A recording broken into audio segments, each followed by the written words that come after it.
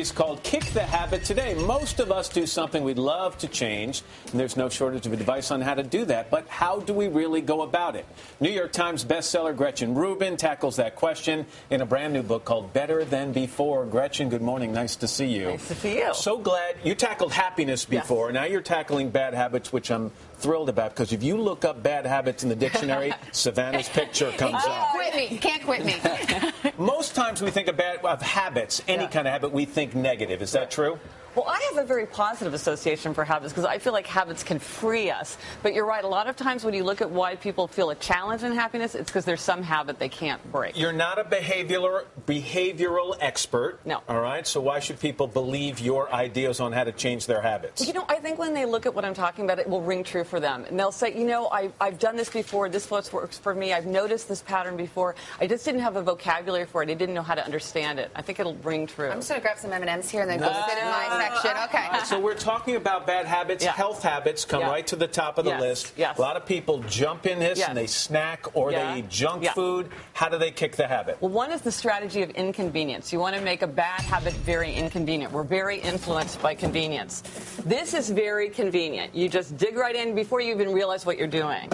So you want to make it inconvenient by like wrapping it, and you can't just rip open the bag. You have to actually untie the knots, and that gives you time to think about, do I really want this? That would slow me down 3 seconds. That's no, it. But that 3 seconds could be enough to make you think, wait, this isn't what I want. I want to keep my good habits. You also say it's about individual servings as opposed to mass consumption. Exactly. You want to know how much you're eating. And so having to unwrap a candy, that's inconvenience again. You see the wrappers, that helps you monitor how much you're eating, and it's going to slow you down. And so you're not, this you can just have handful after handful. Yeah, because you can never have just one of that. All right? Okay. So for some people, not for everyone, but for many people, it's easier to give something up altogether than to indulge in moderation. Cold turkey sounds harder, but it's actually easier. So you just say no. That is just so wrong. Oh my gosh. If chocolate is your kryptonite, no chocolate is easier.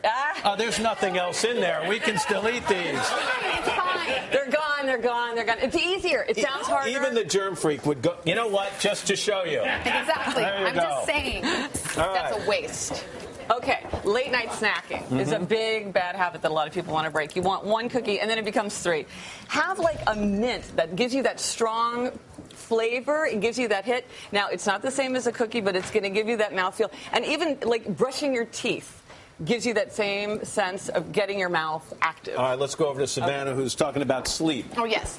Let's talk about sleep. Yes. A lot of people have a hard time just even getting to sleep, or even they want to watch TV, they want to eat, they want to do whatever. Do you have a tip for that? So what you want to do is use the strategy of scheduling to set an alarm. Set an alarm to go to bed. To go to bed. Set your bedtime. My bedtime is 10:30. Okay. And you want to, you know, most adults need 7 hours, so do the math. Yeah. Set the alarm to go off.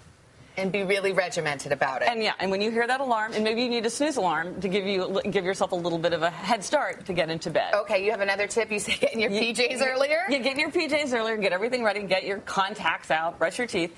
And if you're a person who tends to like say, oh, I'll watch a little bit of television to unwind, you want to put the remote control, like best idea, across the room in a closet, or at least out of sight. Or hide it. Yeah. All right. So you remember, I want to go to sleep. Gretchen, thank you so much.